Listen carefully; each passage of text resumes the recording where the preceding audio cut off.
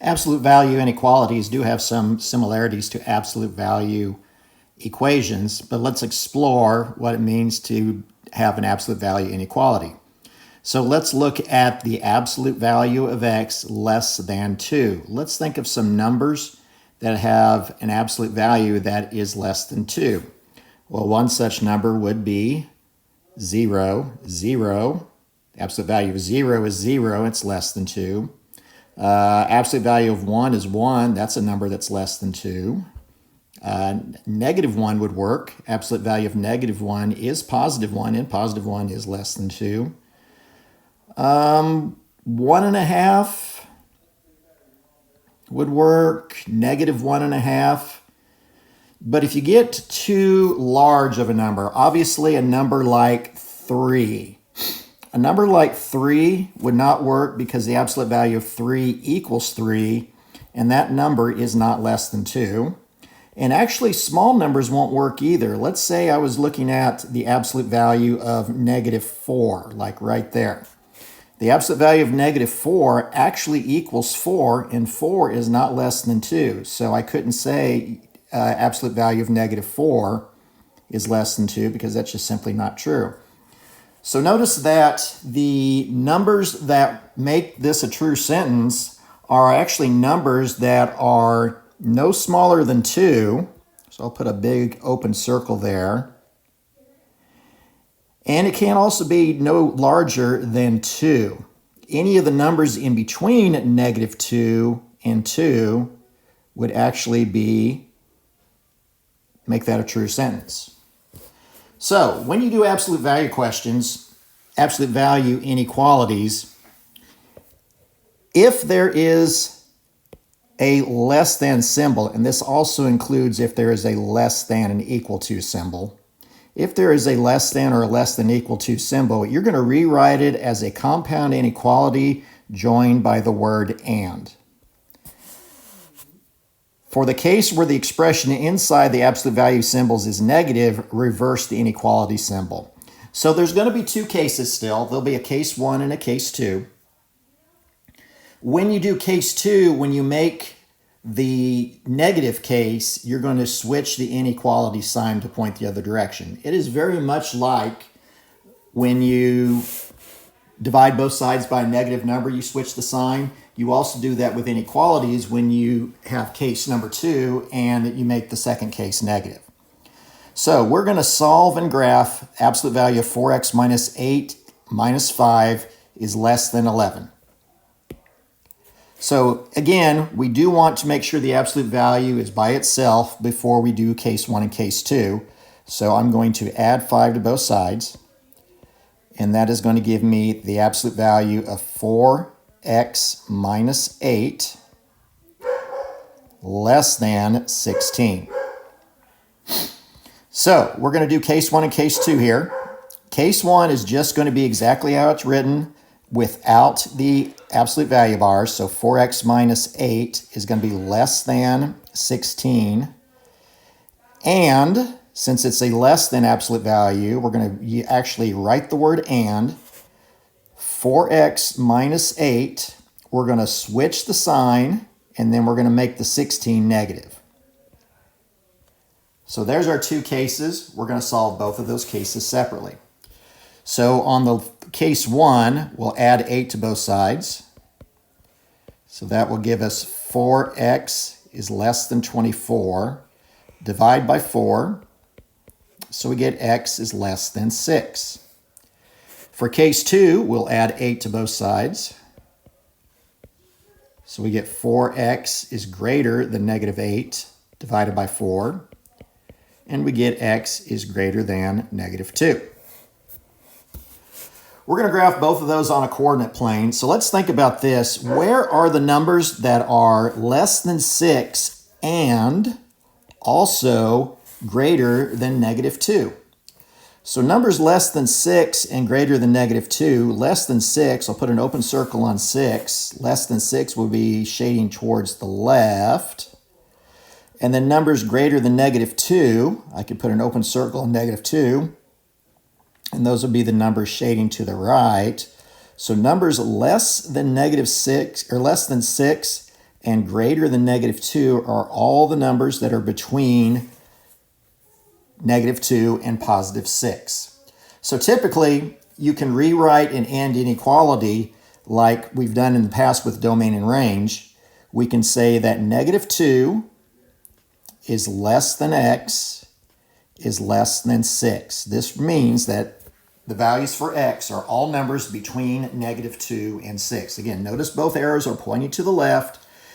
Even if you might be confused as to why the arrow switched with the negative 2, notice that it's pointing towards the negative 2 when we solved it, and over here, when we rewrote it, it is still pointing towards the negative 2. There is another case for absolute value inequalities. Let's look at a greater case. Let's say we have the absolute value of x is greater than or equal to 4. So what are some numbers that have an absolute value that's greater than or equal to 4? Well, 4 is one of those numbers because 4, absolute value of 4 is 4, and 4 equals 4. But so does 5, because 5 is greater than 4. Absolute value of 6 is 6, it's greater than 4, and 7, and 8, and 9, and 10, and any of the little fractions and decimals in between, like 6.5 or 7.5, those all work as well. But there's also some negative numbers that work. The absolute value of negative 4 is 4, and that means that negative 4 would make that a true sentence. Absolute value of negative 5 equals 5, and 5 is greater than 4, so that would work. Absolute value of negative 6 is 6, and that's bigger than 4. And so everything on this part of the graph, including all the little fractions and decimals in between, also would work. So notice what we have here. We actually have all the numbers to the right of 4 would give us an answer that's greater than 4. And all the numbers to the left of negative 4, meaning smaller than negative 4, would actually give us an absolute value that is greater than positive 4. So notice that there's a gap in the middle of it. Now, the reason that gap happens is because there are certain numbers in the middle that I don't have shaded that won't work, such as 0. The absolute value of 0 is 0, and that is not greater than 4. So, to sum up, what we're going to do on this is that since the inequality uses greater than or equal to, and this also includes if it's just greater than, we're going to rewrite it as a compound inequality, but this time we're going to join by the word or. Same situation though, there will be a second case, and when we have the second case, when we change the value to negative, we're going to reverse the inequality symbol. So, for example, on this one, solve the absolute value of 6x plus 3 over 2 plus 5 greater than or equal to 14. So, to solve this one, again, before I split it into two cases, I do need to get the absolute value by itself. So that means I will be subtracting 5 from both sides. So that would be the absolute value of 6x plus 3 over 2 is greater than or equal to 9.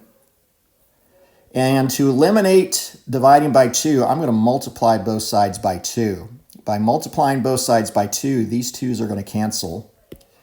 And I'm going to be left with my absolute value of 6x plus 3 is greater than or equal to 18. Now that the absolute value is by itself, I'm going to write out my two cases. The first case is, again, no change, just 6x plus 3. Not going to write the absolute value bars, greater than or equal to 18. But for the second case, since it uses a greater than symbol, we're going to use the word or. And then that will be 6x plus 3. We flip the sign and do negative 18.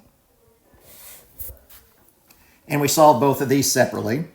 So I will subtract 3 from both sides. That will be 6x greater than or equal to 15 divided by 6. And 15 divided by 6 is 5 halves. As a mixed number, that's 2.5. That's going to be important for graphing purposes. Then on the right side, I'll have subtract 3 from both sides. So I will have 6x less than or equal to negative 21. Divide that by 6. And negative 21 divided by 6 is negative 7 halves. And that is negative 3.5. And again, that's going to be needed for graphing purposes as well. Since these symbols use equal to, I'm going to use closed circles. So I'm going to have a closed circle on 5 halves. Again, remember that's 2.5. So that's midway between 2 and 3. And I'm going to have a closed circle on negative 7 halves, which is negative 3.5. And for the first inequality, it says x is greater than or equal to 5 halves. So we're going to shade to the side that contains all the numbers that are larger than 5 halves, including the arrow.